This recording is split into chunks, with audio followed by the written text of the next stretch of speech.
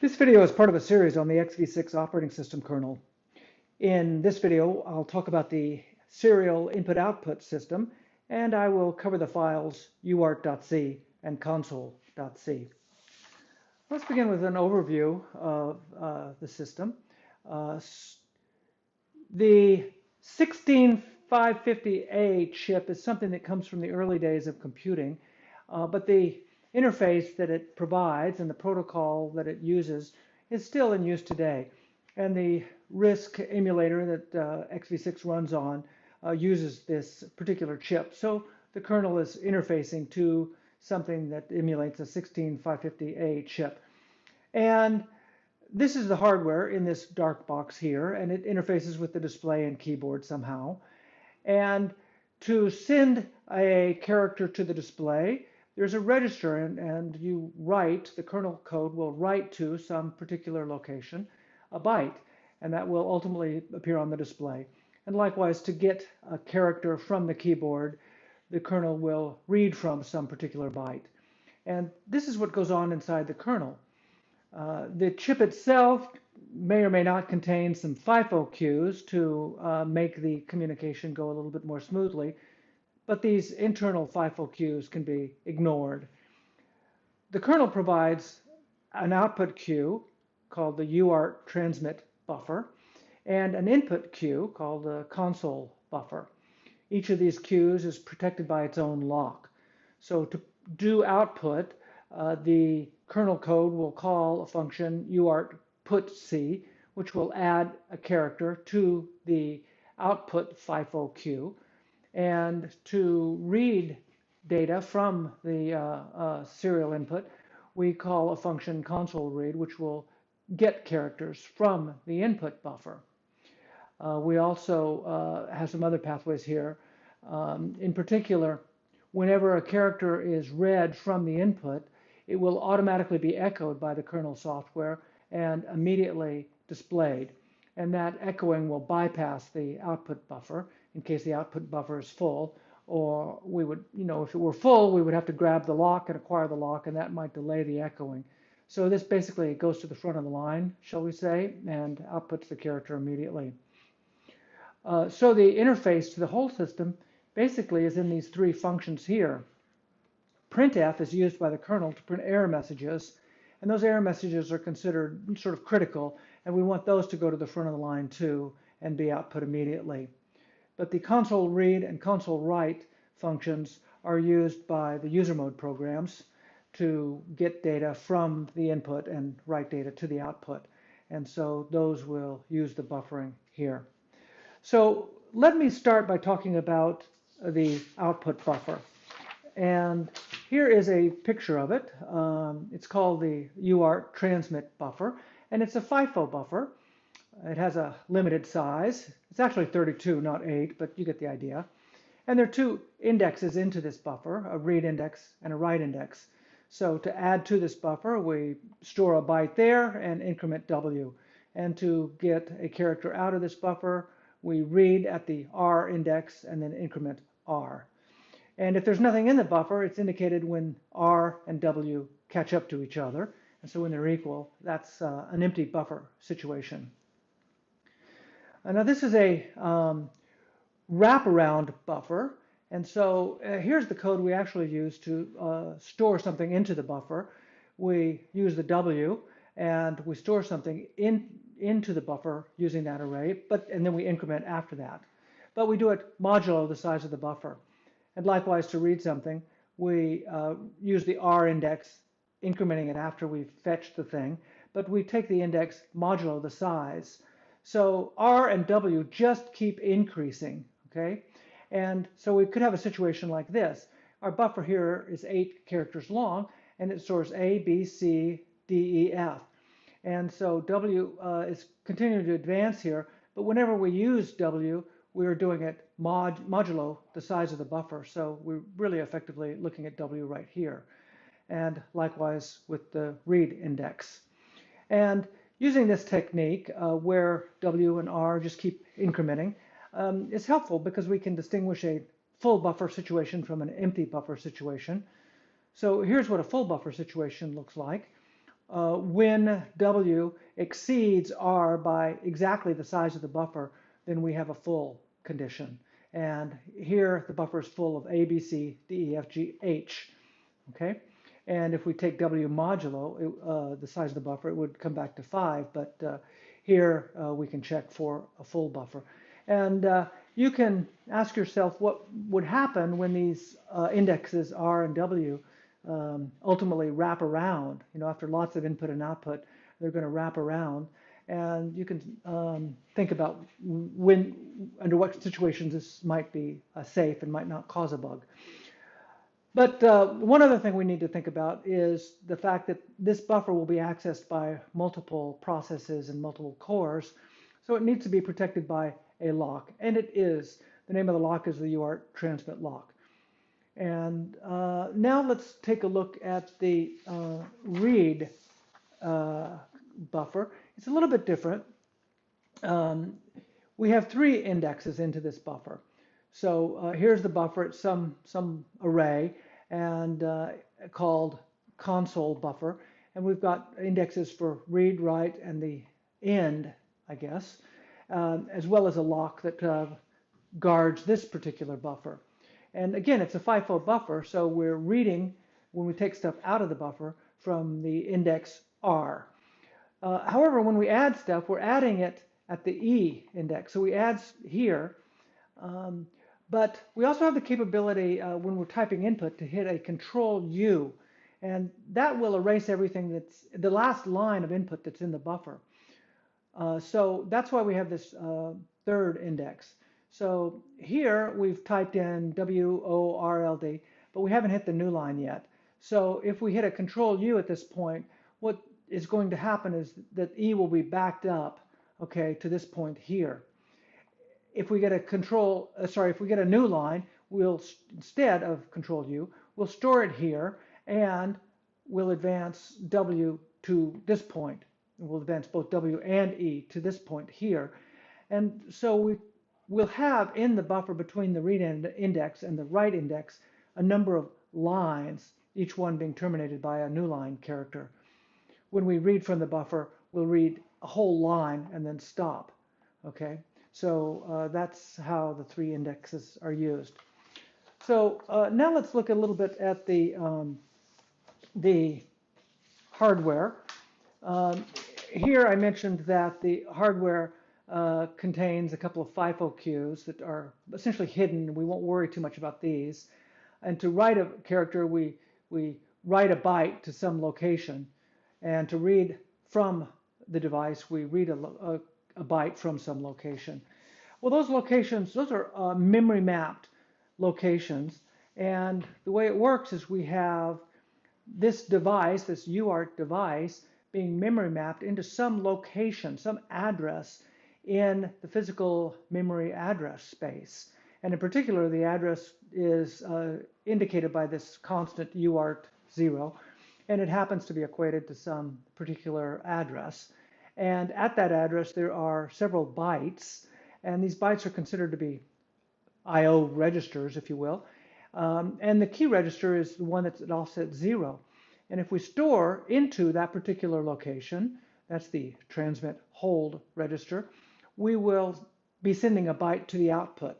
And if we read from that same location, here I'm saying store into this location at offset 0, and here I'm saying load from the location at offset 0. That register has a different name, the read register, read hold register, and we are getting a byte from the keyboard.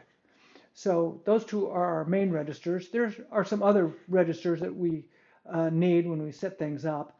And in particular, we want to enable interrupts, so we have to write some special stuff to this register. And if we want to use the on-chip FIFOs, we need to write some stuff to that register.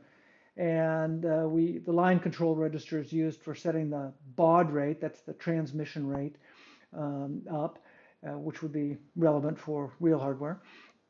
And we also have another important one is the line status register. This has 2 bits that are important to us. One bit tells us whether there's any input in the read hold register. So we can read this register all we want, but are we getting new data or are we getting the previous character over and over? So we might want to check this bit here. And likewise, the other bit tells us whether the transmit hold register is ready to receive the next output byte. So if we write to this register prematurely, that byte might not actually make it to the output. It might get lost. Next, let's look at the functions that are in the uart.c file, and there are 5 of them that I want to look at. We'll start with uart.c sync, and this is used to send a character to the hardware output as soon as possible. And it's used by printf to print error messages. We want to print them to the display as quickly as possible, bypassing the output queue, and for echoing the input characters. Again, we want to bypass the FIFO queue here. Next, we have uart.c. This will be called by console write, and it will add a character to the output queue. And in order to do that, it will first have to acquire the lock, and it will have to test for the condition of the buffer having some extra space in it. So it may wait. But after it does that, after it puts a character in, it will call uart start. And what uart start does is handle this link here. It sends the next character to the hardware if there is a character in the buffer and if the hardware is ready to receive another character.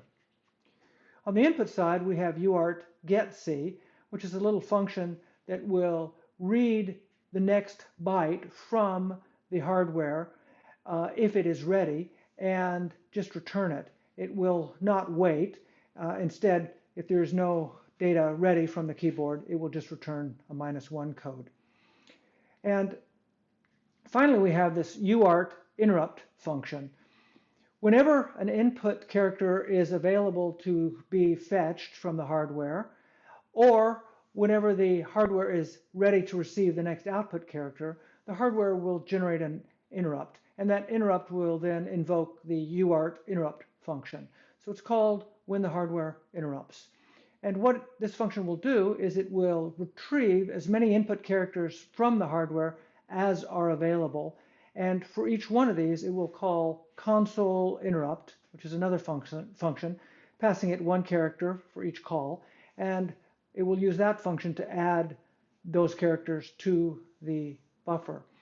And it will also call uart start to send the next output character from the output buffer to the hardware. So every time the output is able to display a character and is ready for the next character, an interrupt will occur, and the uart interrupt function will move the next character from the FIFO queue into the hardware. Okay, next let's move on to the functions in console.c. So the functions we want to talk about are these 4 functions here. The console write function will be used to call uart.c character by character and add characters to the output buffer. So that's what happens. And since uart.c may sleep, this function may sleep as well. Console read will wait for input to be ready in the console input. In particular, it waits until the write index has been moved to someplace beyond the next new line, or Control D for end of file. And so that means there's some input ready to be retrieved. And what it will do is it will copy characters from the input buffer and move them into the user space somewhere until it encounters a new line character or the end of file Control D character. And as I mentioned in the uart interrupt function, we call this function console interrupt for each input character. And what console interrupt is going to do is add a character to the input buffer. So it's going to add the character here and advance E.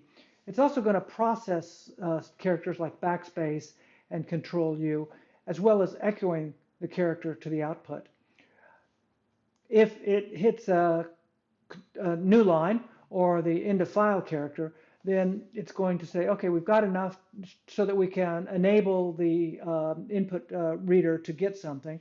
And so it's going to advance W to E, and then it's also going to wake up any sleeping functions that are waiting for input. So it might wake up a console read function, right? The console read function sleeps until there is something available, that is, R and W are not the same.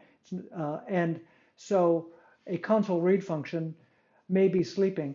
So once we read all the way up to a new line or the end of file, we call wake up to wake up anybody to wake up all the functions that are waiting. And finally, we've got a function to initialize things. Okay, if you just want an idea of what's going on, you can probably stop here. Next, I'm going to look at the code in more detail. Okay, now that I've introduced the main organization of these two files, I'm going to go over the code that's in the uart.c and the console.c files. Let's start with uart.c, and we see the offsets for the registers. Remember, in this diagram here, I showed the offsets for the registers, such as LSR is at offset 5, and we see LSR at offset 5. Here we see the transmit hold register and receive hold register. And we have a little macro function here that is used to add the base address of the UART memory map device to the offset. And we also have a couple functions here. One is to go out and retrieve the value from this memory mapped register, and a second function, write register, which writes the value V into a memory mapped register. I had the transmit buffer.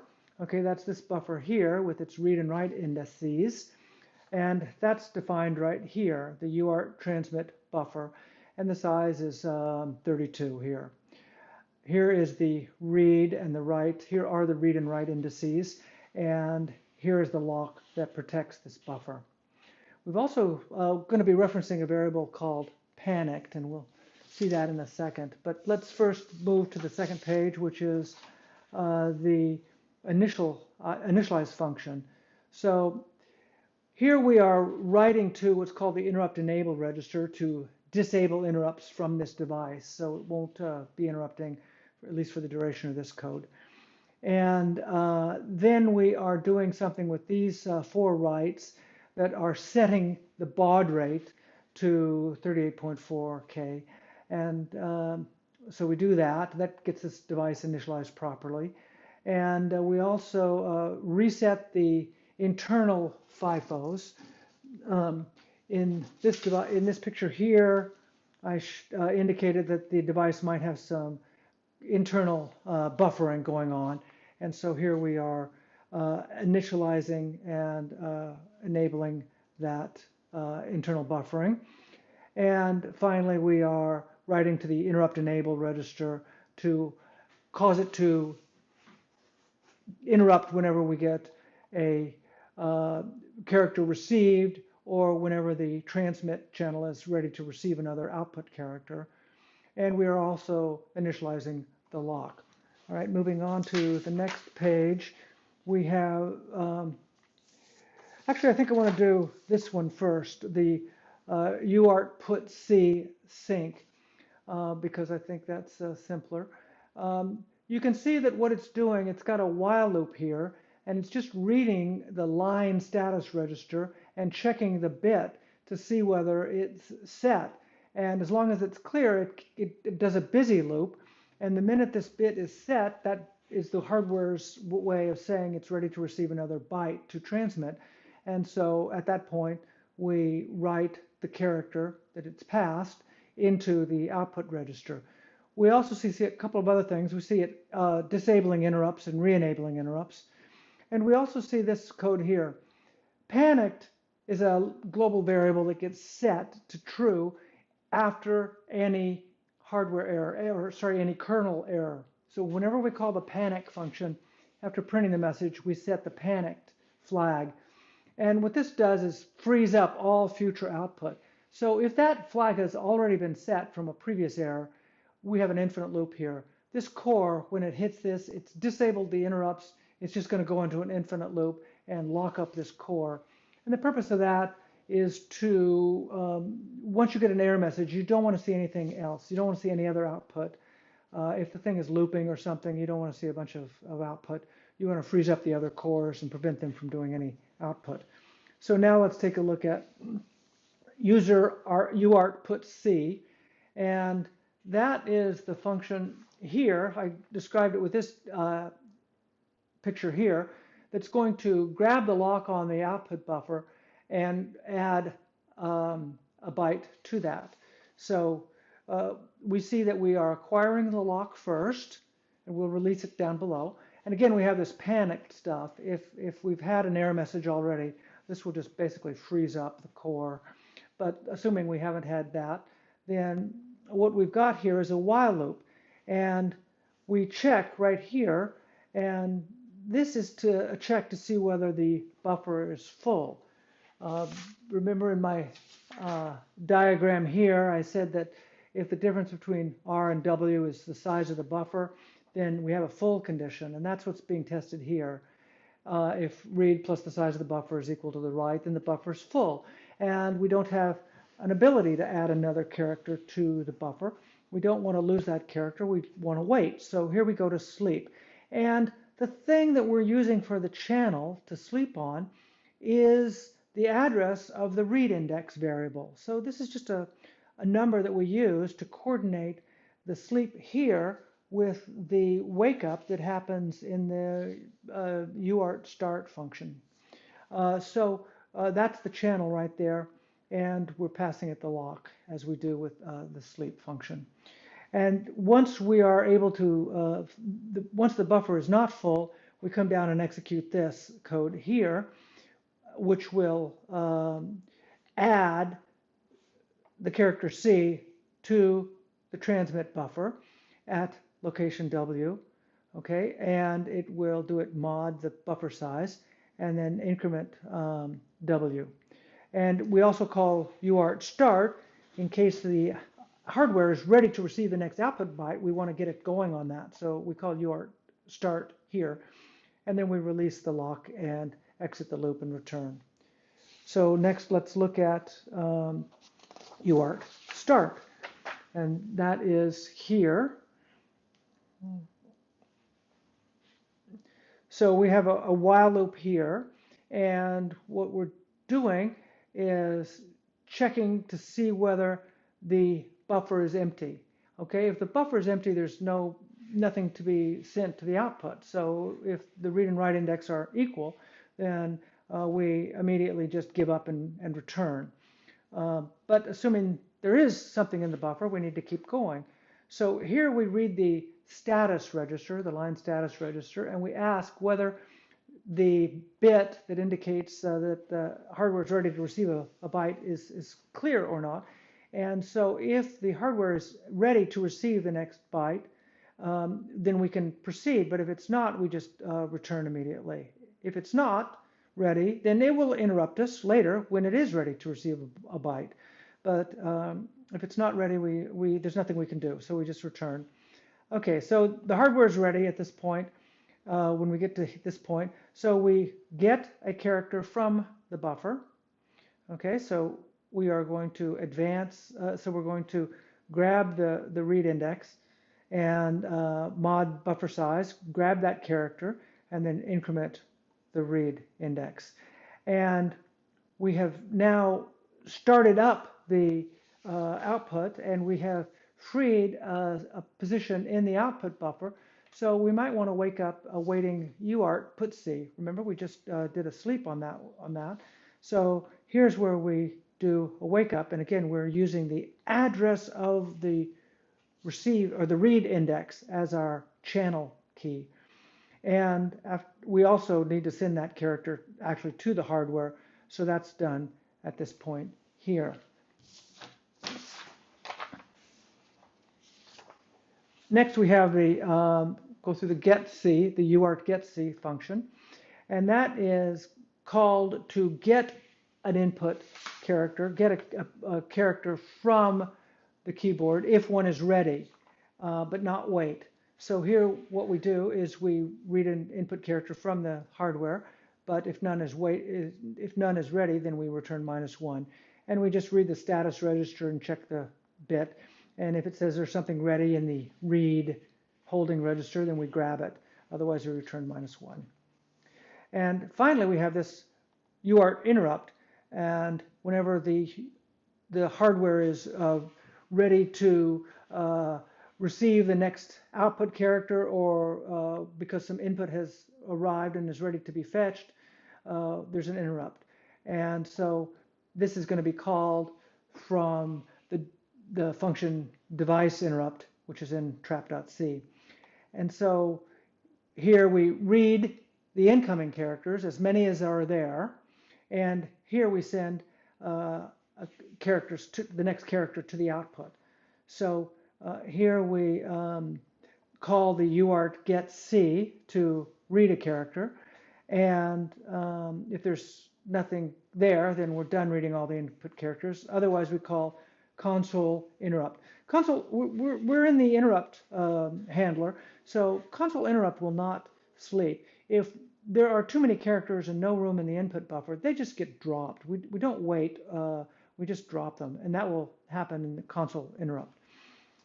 Okay, then we call uart start to send characters to the output buffer. Next, I want to walk through the code in console.c. And I'm going to start with this macro function c here. From time to time, we need to deal with control characters. So for example, right here, we're asking whether the character is equal to a control D.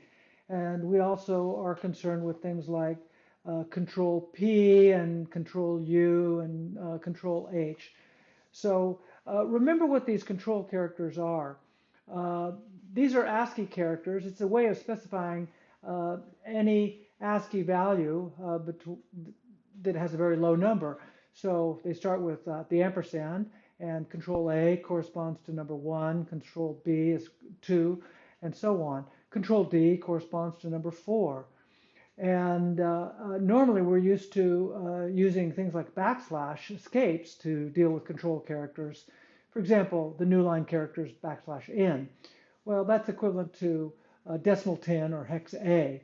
Okay, you can also type control J to achieve the same thing. So you can try that on your keyboard.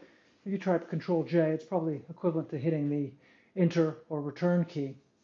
We also have control D, which is an important one, and that is equivalent to number 4. So control D is number 4 here.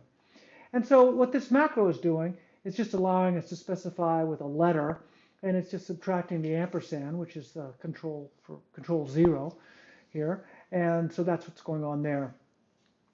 This defined constant backspace is a number that's greater than any ASCII number. The ASCII codes go all the way up to hex 7F or 127, and this is decimal 256, so it's not an ASCII code. Now let's move into cons.put.c. Cons.put.c is basically called to send a character directly to the output. So it actually sits between printf and uart.c sync. Printf actually doesn't call this directly, but it calls console.put.c. And console.put.c just calls uart.c. So it's passed a character, and then it passes it on through where it is then sent directly to the output hardware. However, it's also used for echoing, and for that purpose, it checks to see whether we have a special case of the backspace. When the user types the backspace key or the delete key, the old serial I/O terminals required the terminal to back up and print a blank to overwrite the character. So for example, if the user types a W and then a backspace, it displays a W, and then the terminal needs to back up one character, display a blank to get rid of the W, and then back up one more time so that the next character will go where the W had gone before. So that's what's going on here. If we have that situation, we send to the output terminal, to the display, a backspace character, followed by a blank character, followed by another backspace character. Okay, let's move on to the second page. And remember that our output buffer was defined. I pictured it here like this, and it has these three indices. And we see that going on here. Here is the cons buffer of 128 bytes. And here are our three indexes. And we've also got a cons lock, a lock associated with this that protects the buffer and the indexes.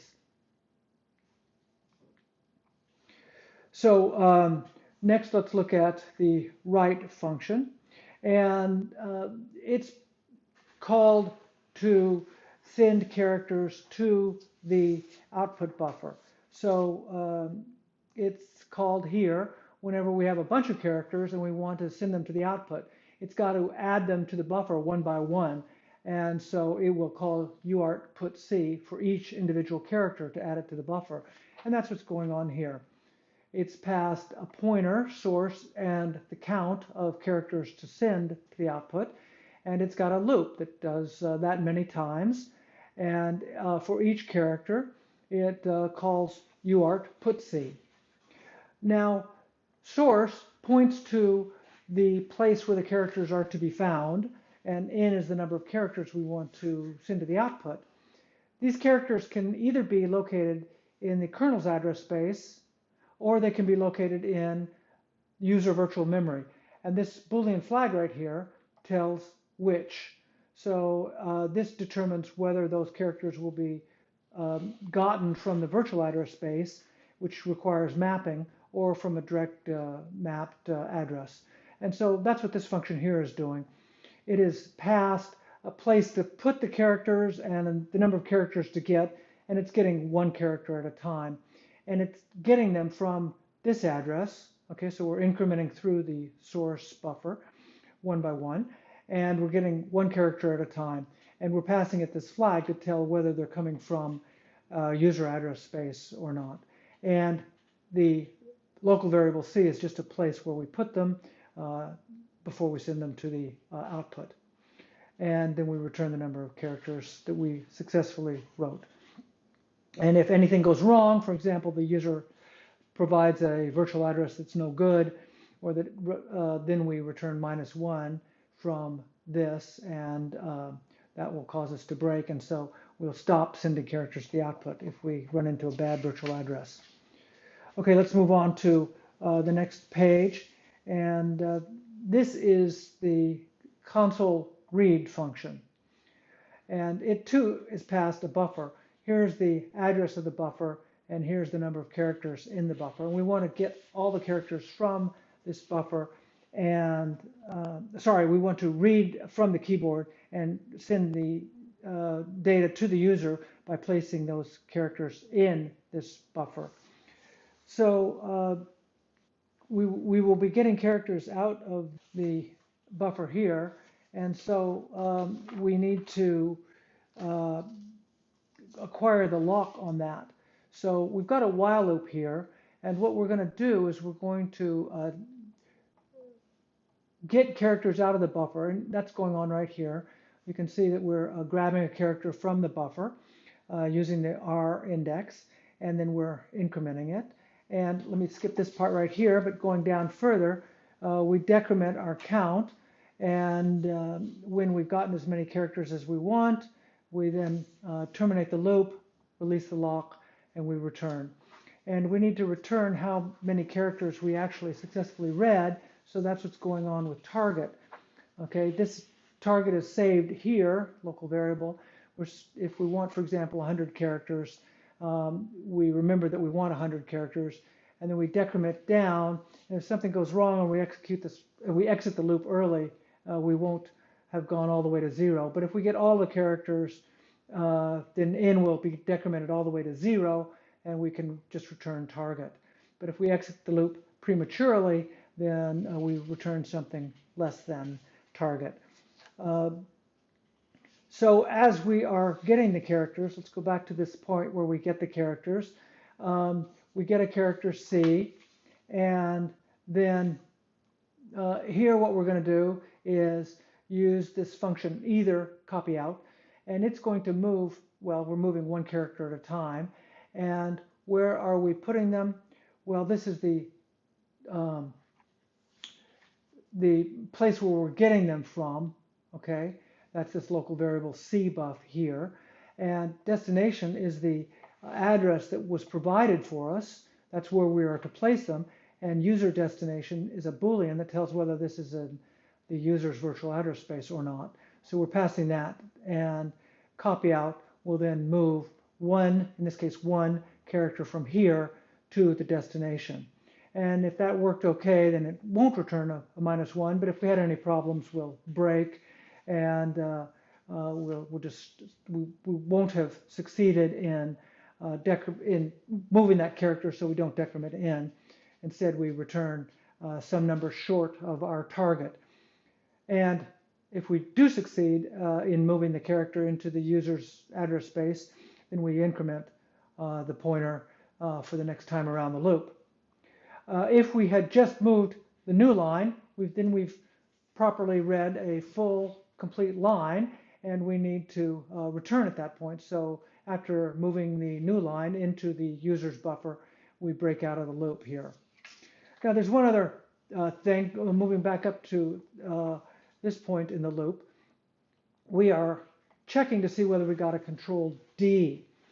Now, if this is the